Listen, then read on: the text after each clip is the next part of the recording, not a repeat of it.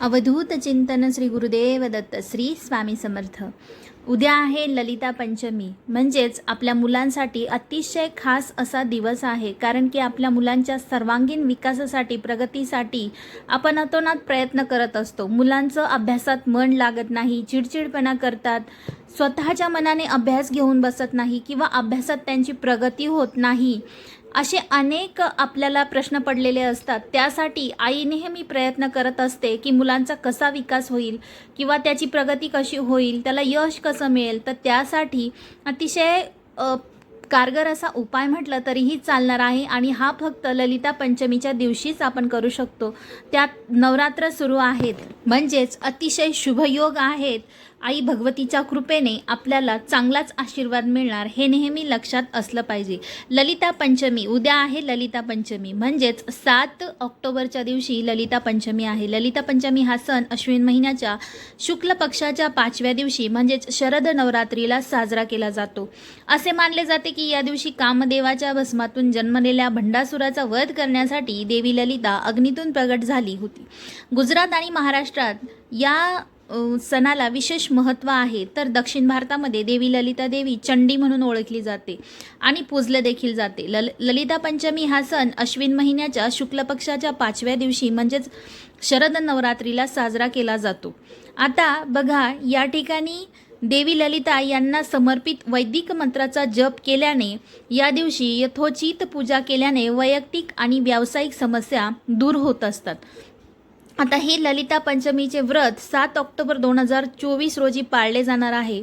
तर बघा, या दिवशी आपल्याला ललिता या शब्दाचा अर्थ माहीत असणं फार गरजेचं। म्हणजेच काय, तर ललिता या शब्दाचा अर्थ खेळकर, आकर्षक, इष्ट आणि सुलभ असा आहे। ब्रह्मांड पुराणातील ललितोपाख्यानांमध्ये ललिता देवीचे वर्णन केलेले आहे। देवी ललिता त्रिपार सुंदरी ही आद्यशक्तीची मूर्ती आहे। ती निर्विवाद सर्वोच्च शक्ती आहे। देवता आणि भक्तांचे रक्षण करण्यासाठी आणि कामदेवाच्या राखेतून जन्मलेल्या शक्तिशाली भंडासुराचा वध करण्यासाठी ती ज्ञानाच्या अग्निचिदाकुंड संबुनातून प्रगट झाली होती। प्रचलित कथानुसार कोट्यवधी ग्रह, तारे, आकाशगंगा, ब्रह्मांड, शिव, ब्रह्मा, विष्णू, इंद्र, अग्नी आणि वरुण, मानव, प्राणी, पक्षी, सूक्ष्मजीव इत्यादींचा जन्म त्यांच्यापासून झाला आहे। देवी ललिता मणिद्वीपमध्ये श्री कामेश्वर आणि तिच्या इतर विषयांसह निवास करते।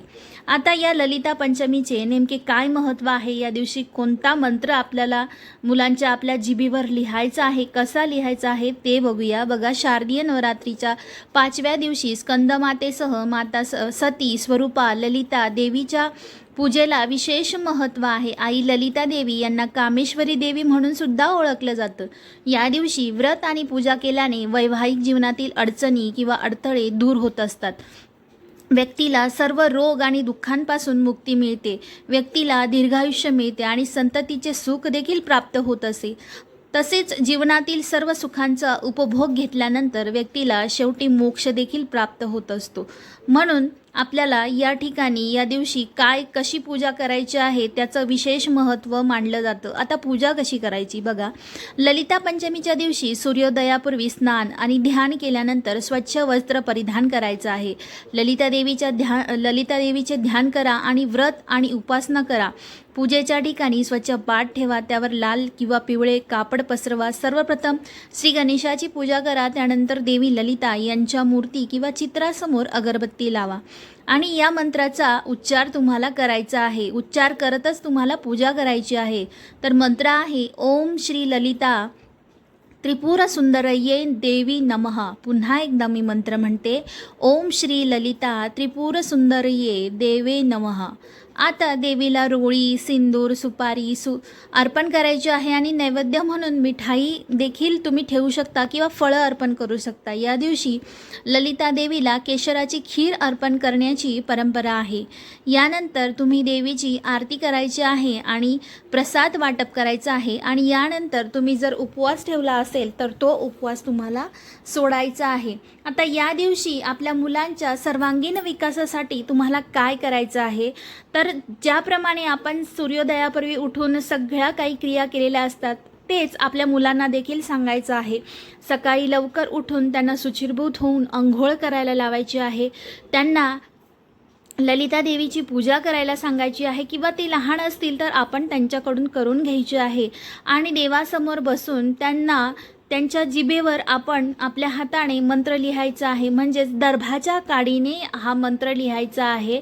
तर हा मंत्र कसा लिहायचा तर बघा, दर्भाची काडी मधामध्ये बुडवायची आहे आणि जर तुमच्याकडे दर्भाची काडी नसेल तर तुम्ही एखादा सोन्याचा दागिना देखील घेऊ शकता, ज्याच्याने तुम्हाला जिभेवर लिहिता येऊ शकतं. आपल्या मुलांच्या जिभेला काही इजा होणार नाही अशा पद्धतीचं एखादा सोन्याचा दागिना असेल तर त्याच्याने तुम्हाला आपल्या मुलाच्या जिभेवर मधाने एम हा मंत्र लिहायचा आहे. लक्षात ठेवा, एम म्हणजे एडक्याचा, त्याच्यावर एक लाईन टिंब, एम असा हा तो मंत्र आहे. हा मंत्र तुम्हाला आपल्या मुलांच्या जिभेवर लिहायचा आहे. मग तो दर्भाच्या काडीने लिहा किंवा दर्भाची काडी नसेल तर सोन्याच्या एखाद्या दागिन्याने तुम्हाला हे लिहिता आलं तर नक्कीच लिहा, कारण यामुळे आपल्या मुलांच्या सर्वांगीण विकासामध्ये भर पडत असते.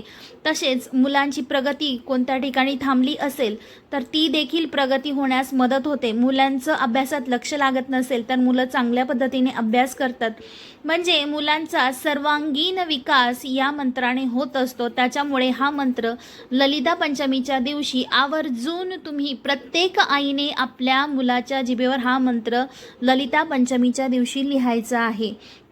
आपल्या मुलांकडनं ललिता देवीची म्हणजेच ललिता पंचमीच्या दिवशी या देवीची सेवा करवून घ्यायची आहे. त्यांच्याकडनं हा मंत्र म्हणून देखील घ्यायचा आणि त्यांच्या जिभेवर देखील लिहायचा आहे. तर ही सेवा तुम्हाला ललिता पंचमीच्या दिवशी करायची आहे.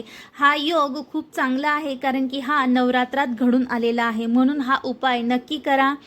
पुन्हा भेटूया अशाच एका व्हिडिओसोबत. तोपर्यंत सर्वांना श्री स्वामी समर्थ.